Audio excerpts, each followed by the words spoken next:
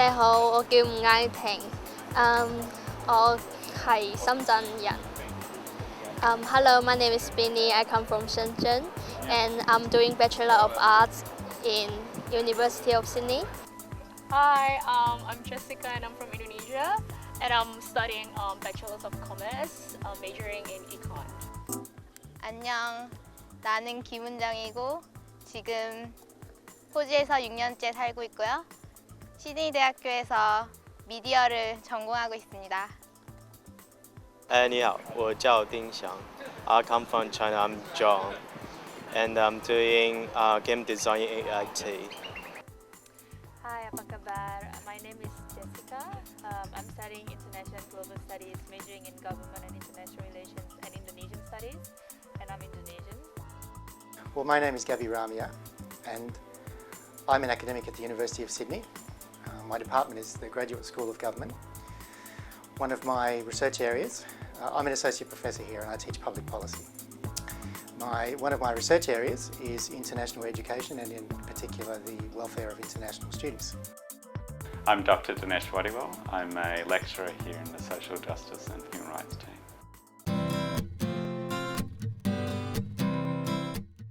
I chose to come to Australia because Australia is multicultural society and it's more welcoming than Britain or America. Come to Australia to study is my dream when I was young, and because I think here have a very good environment, and yeah, I just wanna study overseas. They come here because the education system is relatively good. It ranks relatively well across other countries, across the world. They come here also because some of the universities are research intensive. They have good reputations in research as well as teaching. They come here partly for reasons that are a little bit more obvious, like weather, like lifestyle, like perceptions of safety.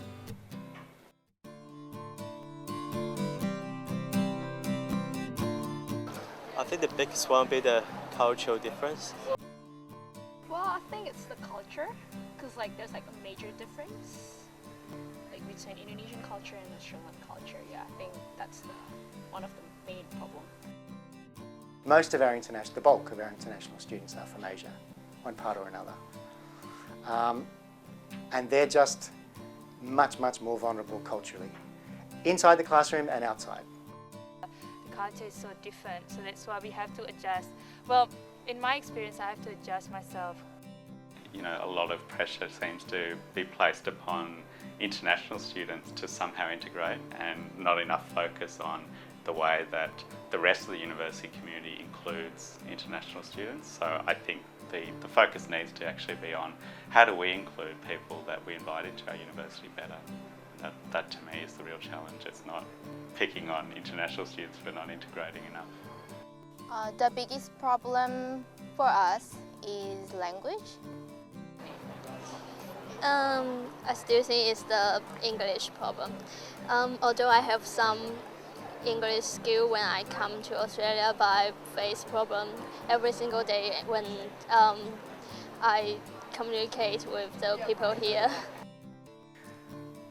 In our research, what we found is that really the institutions do what they can. Usually universities and colleges do what they can. The bigger they are, the more well-resourced they are, the better obviously the services can be.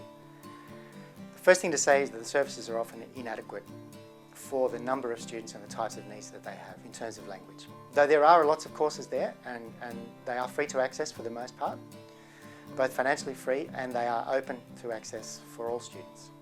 On the other hand, there's not enough of them. But they're also struggling with a whole range of other personal factors, such as getting access to housing,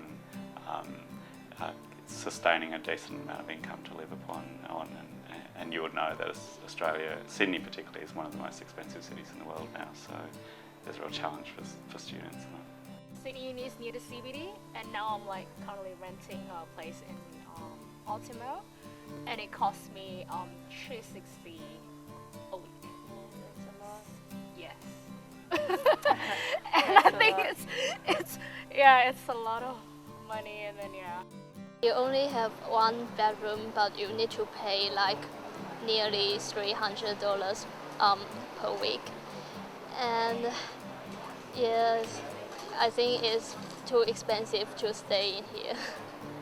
Vice-Chancellors of universities have been talking more and more in the last 3 to 4 years. Our own Vice-Chancellor here, for example, says that one of the things he thinks we need is domiciled housing for international students. And I think that's a terrific step forward to be able to recognise it as an issue. We know of lots, I say lots because it's very difficult to put numbers on it, but we know from our interviews and we know from the research we've been doing more widely that many students, unfortunately too many, have been exploited by landlords and or real estate agents.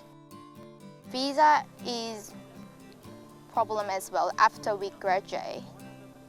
So one of my friends who is in final year, she is struggling with visa issues, but there is no solution actually. To gain some kind of residency visa in Australia is very competitive internationally, and usually there's an emphasis upon particular skills and high levels of English proficiency, so these are going to be some challenges for some students. And as I said, it's going to vary on the basis of what their area is and what the skills that are needed. Maybe just a support from the university probably, or maybe university can talk to the government about the future, like the future of international students. At least they allow us to get a job and settle down here. Yeah. And yeah, at least just Not just get a for living. local and Yeah. PR.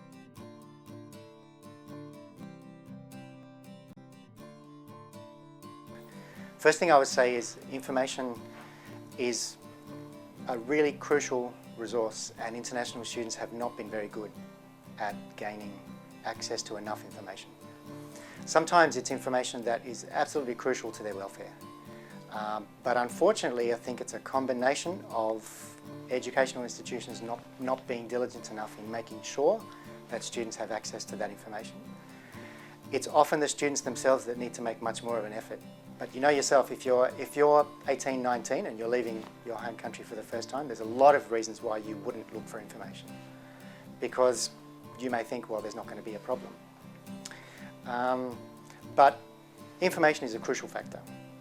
Between the government and the educational institutions, we have not had enough effort devoted to providing information.